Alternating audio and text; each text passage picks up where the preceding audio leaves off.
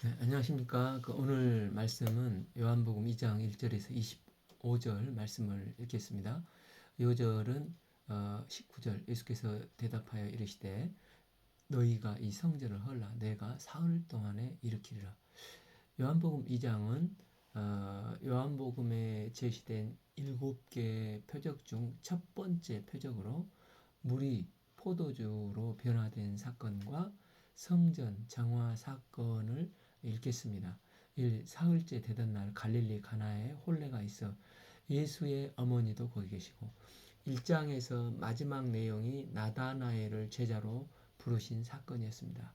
그 후 3일이 지난 다음에 가나에서 혼인잔치가 있었는데 나다나엘의 고향이 가나입니다. 요한복음 21장 2절을 보면 어, 시몬 베드로와 디두모라 하는 도마와 갈릴리 가나 사람 나다나엘과 세베대의 아들들과 또 다른 제자들이 둘이 함께 있더니 예수님의 부활 이후에 제자들이 이 물고기 잡으러 간 사건인데 아마 나다나엘과 연관이 있는 가나 동네 사람이 혼인 잔치를 했던 것 같습니다. 이 예수와 그 제자들도 혼례에 청함을 받았더니 가나에 혼례가 있어서 예수님의 어머니도 거기 계시고 예수님과 그 제자들도 청함을 받았는데 그 혼례 중에 문제가 생겼습니다. 그것은 포도주가 떨어진 것입니다. 포도주는 혼례에 있어서 꼭 있어야 할 중요한 것 중에 하나였습니다. 신랑에게 포도주는 자신의 혼인을 축복하기 위해 참석한 하객들을 기쁨으로 환대하는 표시였습니다. 그런데 유대인의 결혼식에서 포도주가 없는 혼례, 포도주가 떨어진 혼례, 그것은 생각만 해도 아주 끔찍한 일이었습니다. 그 순간 하객들은 술 주전자를 내팽개치고 포도주 없는 혼례라니 말도 안 돼. 에이 돌아가자 하면서 혼례는 참으로 썰렁한 혼례가 되고 그들의 가정은 일생 상처가 될 위기였습니다. 이런 상황에서 예수님의 어머니 마리아가 예수님께 찾아와 말했습니다. 참 포도주가 떨어졌느니라. 예수의 어머니가 예수에게 이르되 저들에게 포도주가 없다니.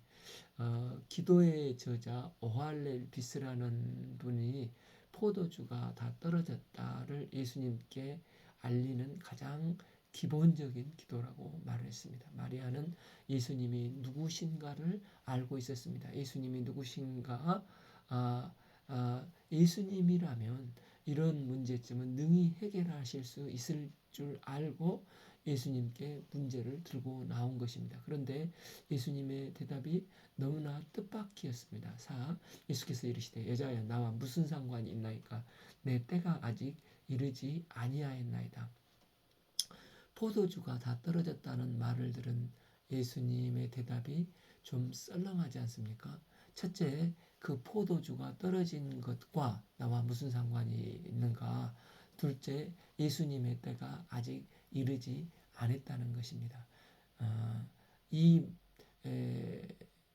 이 말이 무슨 뜻입니까? 어머니에게 당신하고 나와 무슨 상관이 있다고 그러시는 것입니까? 하고 본문은 몇 번이고 여자라고 하고 있습니다. 그런데 예수님에게 이 무슨 서운한 말입니까? 만약 마리아가 여자여 이 말을 듣고 상처를 받고 서운함을 느꼈다면 그 길로 아이고 내가 자식을 잘못 키웠다. 서러워서 눈물을 흘리며 집으로 돌아갈 수도 있었을 것입니다. 사실 우리는 종종 이런 경우가 있지 않습니까? 위급한 일이 생겨 하나님께 매달려 눈물 콧물 흘려가면서 기도했지만 아무 응답을 받지 못할 때가 있는 경우가 있습니다. 그러면 우리는 하나님께 상처받았다고 하며 하나님께 섭섭한 마음을 갖습니다. 왜 이런 급박한 나의 기도를 이렇게 하나님의 자녀인 내가 기도를 했는데 왜 예면하시고 나쁜 결과만 가져오게 되는 것이냐 하는 것입니다. 그런데 이 사건과 비슷한 사건이 마태복음 15장 21절에 기록하고 있습니다. 가나안 여인이 흉악하게 귀신 들려 죽어가는 딸을 고쳐달라고 간절히 소리를 쳤습니다. 그런데 사랑의 예수님께서 예상 외로 차갑고 냉정하게 침묵하심으로 참다 못한 제자들이 거들고 나섰습니다. 그러나 예수님은 매몰차게 또 거절을 하시고 그런데 이 여인은 더 가까이 나와 절하며 주여 나의 딸을 도우소서 강청을 합니다. 그런데 예수님은 이제는 아예 듣기가 참으로 거북한 개 취급을 하시면서 15장 26절 대답하여 이르시되 자녀의 떡을 취하여 개들에게 던짐이 마땅하지 아니하니라. 그런데 이 여인은 이때 자신을 낮춰서 개라고 고백을 했습니다. 이를 보신 예수님은 이 여인의 믿음을 크다고 인정을 하시면서 28 이에 예수께서 대답하여 이르시되 여자야 내 믿음이 크도다 내 소원대로 되라 하시니 그때로부터 그 딸이 나으니라. 예수님께서 이렇게까지 훈련하시는 것은 그녀를 골탕 먹이려고 하신 게 아니라 이 여인이 예수님께 나왔지만 위급한 자신의 딸 문제를 해결해 주기 위해서 나왔지 그녀에게는 믿음이 없었습니다. 예수님께서는 이를 보시고 이 여인의 딸을 고치시는 것은 예수님께는 간단한 문제입니다. 그러나 예수님은 문제만 해결해 주고자 주님께 매달리는 자가 아니라 먼저 그녀가 주님에 대한 죽어가는 딸을 살릴 수 있는 분이라는 것을 절대적인 믿음이 생길 때 그제서야 기적을 베풀어 주셨습니다. 여기서 기적과 믿음은 상관관계가 있음을 알 수가 있습니다. 여자여 나와 무슨 상관이 있나이까? 라는 말씀에서 상관은 믿음을 뜻합니다. 마리아가 포도주가 떨어졌다고 말했는데 마리아가 예수님께서 포도주를 만드실 거라는 믿음을 갖고 있느냐 확인을 하시는 것입니다. 또한 내 때가 아직 이르지 아니하였다는 예수님이 생각하시는 때와 마리아가 생각하는 때가 다르다는 것을 알 수 있습니다. 예수님은 예수님이 원하시는 때 in his time 하나님의 카이로스의 일을 하시는 분이십니다. 그런데 마리아는 영적 감각이 탁월한 여인으로서 역시 예수님을 가장 잘 아는 여인 어머니였던 것을 보게 됩니다. 그녀는 예수님의 말씀을 조금도 인간적으로 듣지 않았습니다. 그는 예수님께서 지금 그녀에게 믿음을 요구하시는 것을 깨달았습니다. 그래서 마리아는 더 이상 언급하지 않고 하인들에게 향합니다. 그의 어머니가 하인들에게 이르되 너희에게 무슨 말씀을 하시든지 그대로 하라 하니라. 마리아는 인간적으로는 예수님의 어머니였지만 이제는 예수님을 인간적인 아들로 여기면 안 됨을 깨달았습니다. 이제는 하나님의 때가 되므로 예수님을 하나님의 아들 그리스도로 예배해야 되는 것을 알게 되었습니다. 그러므로 아무리 예수님을 낳고 키운 어머니라 할지라도 사적으로 대할 수가 없었습니다. 어머니와 아들로서의 근본적인 관계는 결코 무시되지 않지만 그러나 관계는 달라져 예수님을 메시아로 보고 문제를 들고 나왔고 이 예수님의 말씀을 영접을 한 것입니다. 마리아는 예수님께서 하나님의 아들로서 하나님의 때를 따라 일하실 것임을 깨닫고 확신하며 믿고 받아들였고 예수님이 원하신 때에 일하실 것을 맡기게 되었습니다.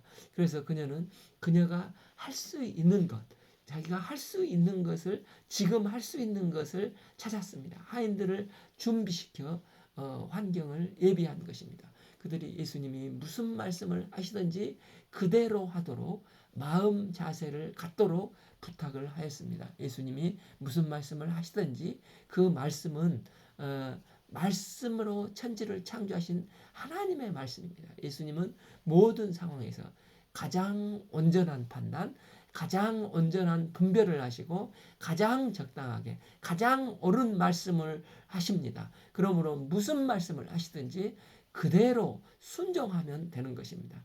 이런 것이 믿음의 순종입니다. 이후에 일이 어떻게 진행이 되었습니까? 6일에 유대인의 정결 예식을 따라 두세 통 드는 돌 항아리 6이 놓였는지라.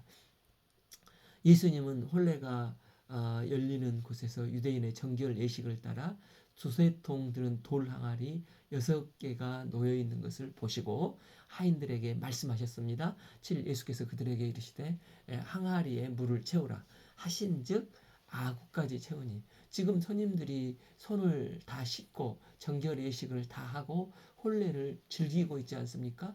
그러므로 지금 사실 항아리에 물이 필요하지가 않습니다. 지금 필요한 것은 떨어진 포도주입니다. 그래서 그들은 물을 채우되 아기까지 채운다는 것은 우물까지 가서 수십 통 중동의 그 떼화편 밑에서 길러 온다는 것도 큰 문제였겠지만 무엇보다도 도저히 이해가 어려웠을 것입니다. 보통 하인들이었다면 이 물탱크에 물을 채우기도 전에 입이 주먹만큼 나와서 도대체 뭐 하는 짓인지 모르겠네 투덜거렸을 것입니다. 그런데 이 하인들은 어떻게 하였습니까? 물을 채우라 하신즉 아구까지 채우냐. 그들이 이 아구까지 채웠다는 것을 보면 절대적으로 순종하였다는 것을 알 수 있습니다. 물이 가득 찬 것은 보신 예수님은 이제는 떠서 연회장에게 갖다 주라 하심에 갖다 주었더니 한 번 순종했는데 그게 끝이 아니라 이제는 큰 위험 부담이 따르는 순종을 요구를 하십니다. 그들은 포도주 더 가지고 와요 하는 연회장에게 물을 떠다 주었다가는 바가지로 뒤통수를 불이 나도록 얻어맞으면서 지금 무슨 짓을 하는 거야 하고 이 화를 당할 수 있는 상황입니다. 그런데 이들은 놀랍게도 그것을 피하지 않고 이번에도 순종을 했다는 것입니다. 그들에게 내 판단, 내 이성적인 생각과 맞고 안 맞고가 중요한 게 아니었습니다. 하인들은 오직 예수님의 말씀이니까 절대적으로 순종하기로 작정을 한 것입니다. 이때 어떤 놀라운 일이 일어났습니까? 그 연회장은 물로 된 포도주를 맛보고 어디서 났는지 알지 못하되 물도 온 하인들은 알더라. 연회장이 신랑을 불러서 물로 된 포도주를 맛보았는데 항아리에서 연회장으로 간 사이에 물이 포도주가 된 기적이 일어난 것입니다. 예수님의 말씀대로 했을 뿐인데 이런 놀라운 기적이 일어났습니다. 그런데 연회장은 물로 된 포도주를 맛보고 어디서 났는지를 알지 못하였습니다. 그는 다만 그 포도주가 좋은 포도주라는 것을 알고 있었습니다. 그래서 신랑을 불러 칭찬을 했는데 이 연회장이나 신랑은 마치 은혜만 즐기는 또 복음의 비밀을 알지 못하고 기독교 문화만 즐기는 사람들과 같습니다. 그러나 예수님의 말씀에 그대로 순종했던 하인들은 그 비밀을 알았습니다. 이처럼 말씀에 순종한 사람만이 이 복음의 비밀을 알 수 있습니다. 우리도 하인처럼 성경 말씀을 절대 순종함으로 주님의 능력과 사랑을 깊게 체험하고 복음의 비밀을 알고 말씀이 주는 기쁨과 즐거움을 체험하는 살아있는 신앙생활 할 수 있기를 기도합니다. 11절 예수께서 이 표적을 갈릴리 가나에서 행하여 그 영광을 나타내시며 제자들이 그를 믿으니라.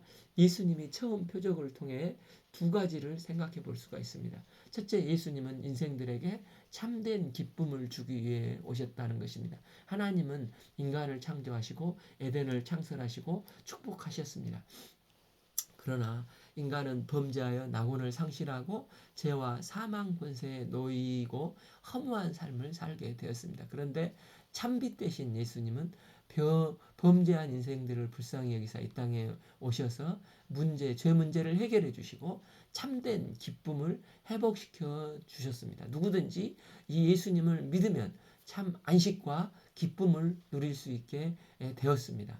둘째, 예수님은 변화의 능력자가 되사 영광을 받으시는 분이십니다. 물이 표도주로 변화된 것은 화학적으로 변화되어 본질이 변화된 것입니다. 예수님은 물같이 쓸모없는 인생을 쓸모없는 포도주와 같이 맛을 내는 멋있는 인생으로 축복하여 주셨습니다. 이기적인 세리 레이가 사랑의 사도 성마태가 되었습니다. 성실한 죄인 시몬이 반석과 같은 영적 지도자인 사도 베드로가 되었습니다. 교만한 자 사울이 변화되어 주님을 위해서 자신의 전 인생을 아낌없이 쏟아붓는 복음의 사도 바울이 되었습니다. 이런 변화는 우리가 경험한 변화요. 또 누구든지 예수님을 믿고 그 말씀에 순종하면 일어나는 변화입니다. 우리가 예수님의 말씀을 하인들처럼 그대로 믿고 순종해 감으로 물이 포도주가 되듯 우리의 삶에 일어나는 사건이 되어서 예수님의 참 제자로 성장해 나가기를 소망합니다. 12. 그 후에 예수께서 그 어머니 형제들과 제자들과 함께 가버나움으로 내려가셨으나 거기에 여러 날 계시지 아니하느라. 13. 예수의 유월절이 가까운지라 예수께서 예루살렘으로 올라가셨더니. 예수님은 가나 혼연잔치에서 물을 포도주로 변화시킨 표적을 행한 후에 가버나움에 가셨고 유월절을 맞아 예루살렘으로 올라가셨습니다. 우리는 예수님의 공생애를 3년 동안 섬기는 것을 알고 있는데 그 이유가 이 요한복음에서 3번에 걸쳐 유월절에 성전에 오르신 사건이 기록되었기 때문입니다. 본절과 6장 4절, 11장 55절에서도 유월절을 맞아 예수님은 예루살렘에 올라가셨습니다. 처음 예루살렘으로 올라가셔서 성전에 들어가셔서 예수님은 이상한 현상을 목도하셨습니다. 또 세 번째도 그러셨죠. 14. 성전 안에서 소와 양과 비둘기 파는 사람들과 돈 바꾸는 사람들이 앉아 있는 것을 보시고, 원래 성전에서 제사를 드리려면 집에서 흠없고 순전한 양을 끌고 와야 했습니다. 그런데 긴 시간 여행하다 보면 양이 다치기도 쉽고 상하기도 쉽지 않겠습니까? 그래서 이 성전에서 배려를 하기 시작한 것입니다. 깨끗한 양을 저렴한 가격에 사람들에게 제공을 시작했는데 타락한 종교 지도자들이 볼 때 이게 장사가 되는 것입니다. 이로 장사꾼들과 서로 짜고 비싼 가격으로 마진을 올려서 제물로 팔아버리는 것입니다. 이것은 흠이 있고 상했네요. 그리고 퇴짜를 넣으면 또 심지어 가난한 사람들을 위해서 허락된 비둘기조차도 제사장들과 결탁한 장사꾼들은 이런 이유로 인해서 폭리를 취한 것입니다. 또 이스라엘 사람들은 1년에 한 번씩 반세겔 정도의 성전세를 내야 했는데 일반 화폐는 낼 수가 없고 성전 화폐로 환전을 해야 했습니다. 이스라엘 돈은 무게가 정확히 1세겔이 안 나왔다고 합니다. 이런 정교한 기술은 지중해 무역을 하는 페니키아인들만 정확하게 은하의 무게를 맞출 수가 있었다고 합니다. 그래서 성전세를 받는 제사장 가문에서 무게가 안 나가는 유대 세겔도 안 되고 사람의 형상이 새겨진 로마 화폐도 안 되고 무조건 페니키아 돈만 가져와라. 두로 시돈 세겔만 받겠다고 하면서 환전을 했는데 심하면 4배 환전을 해주는 것입니다. 그래서 성전에서 매매한 이득금과 환차익으로 막대한 이 종교 지도자들은 부를 축적하며 그들을 등에 업은 장사꾼들이 이제 합법적으로 성전에서 돗대기 시장처럼 만들어 버린 것입니다. 성전에서 장사하는 모습을 항상 겸손하시고 온유하시며 사랑이 많으신 예수님께서 보시고 일순간 완전히 다른 모습으로 추상 같은 불효령을 내리십니다. 15. 노끈으로 채찍을 만드사 양이나 소를 다 성전에서 내쫓으시고 돈 바꾸는 사람들의 돈을 쏟으시며 상을 엎으셨습니다. 이 말씀을 보면 이때 예수님께서 영적 분노를 나타내셨는데 사람은 치지 않으시고 양과 소를 성전에서 다 내쫓으셨습니다.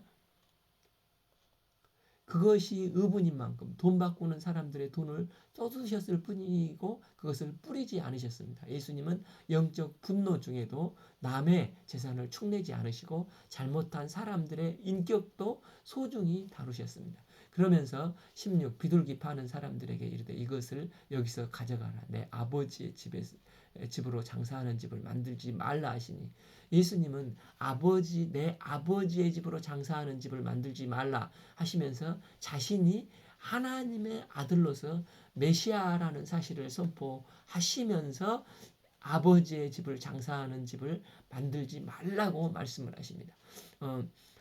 17 제자들이 성경 말씀에 주의 전을 사모하는 열심히 나를 삼키리라 한 것을 기억하더라. 이것은 시편 69편 9절을 인용한 것으로 여기서 주의 집은 앞절에 내 아버지의 집과 같은 말씀으로 예수님께서 주의 집에 장사하는 것이 내 아버지 집을 더럽힌 행위요 곧 내 아버지 집을 모독하는 행위로 보시며 이처럼 단호하게 대처하시는 모습이 제자들에게 감동이 되었습니다.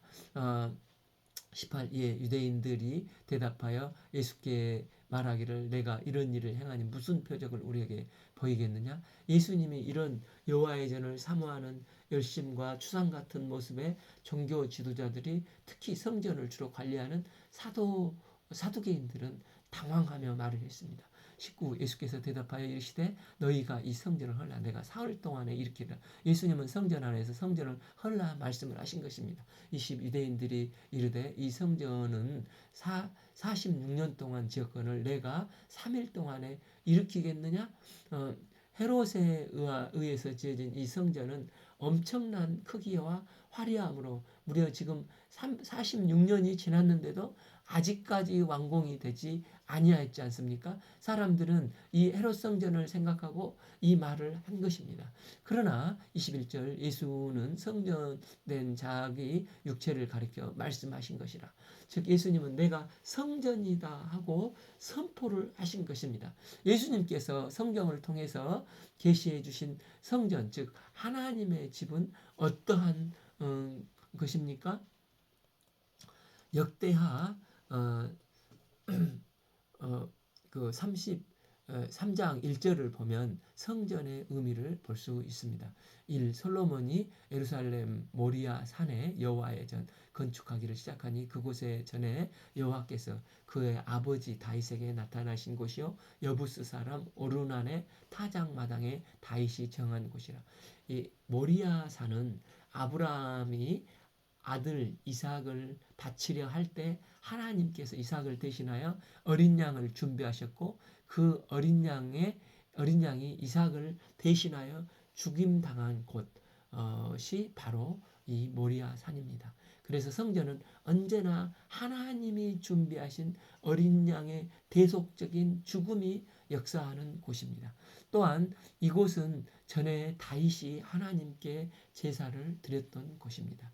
여부스 사람 오르난 타작마당은 어떤 곳입니까? 다윗이 인구 조사를 해서 하나님께서 벌하시는 3가지 재앙 중에 하나를 택했고 그곳에 하나님의 징계가 어마어마한 공의의 징계가 임하고 있었습니다. 이때 다윗이 오르난 타작마당 마당을 값주고 사서 하나님께 제사를 드리지 않습니까? 그 제사 드려지고 나서 하나님의 무서운 진노의 공의의 징계가 멈추고 용서의 은혜가 임한 곳이 바로 이 오르난 타작마당입니다. 그래서 성전은 첫째 하나님의 어린 양의 대속적인 희생이 있는 곳이고 둘째는 그 희생의 죽음을 통해서 하나님의 진노가 그치고 용서의 은혜가 임한 곳입니다. 또한 1장에서 나다나엘에게 보여주셨던 말씀 창세기 28장 12절 꿈에 본즉 사닥다리가 땅 위에 서 있는데 그 꼭대기가 하늘에서 닿았고 이는 예수 그리스도가 중보자가 되셔서 하나님과 하나님의 백성들을 교제를 하는 중보자 예수님의 예표이지 않습니까? 그런데 그 28장 18절에서 야곱이 아침에 일찍 일어나 베개로 삼았던 돌을 가져다가 기둥을 세우고 그 위에 기름을 붓고 하나님께서 하나님의 백성 야곱과 연결되어 그 고백 위에 하나님의 집 성전이 세워진 것입니다.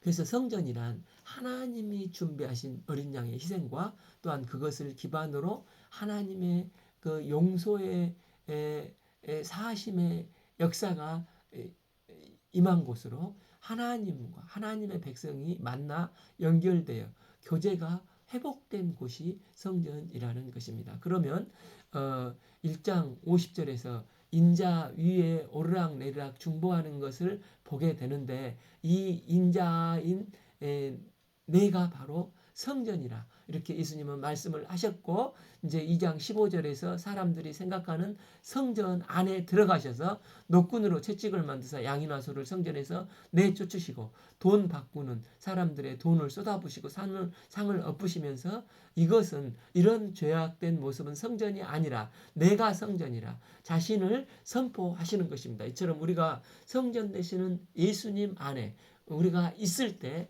하나님의 어린 양의 희생으로 모든 죄를 사함받고 하나님과 연결이 되고 바른 교제를 할 수 있게 되는 것입니다. 또한 예수님은 성전이 되심과 동시에 성전을 세우는 부활의 주님이 되심을 선포하십니다.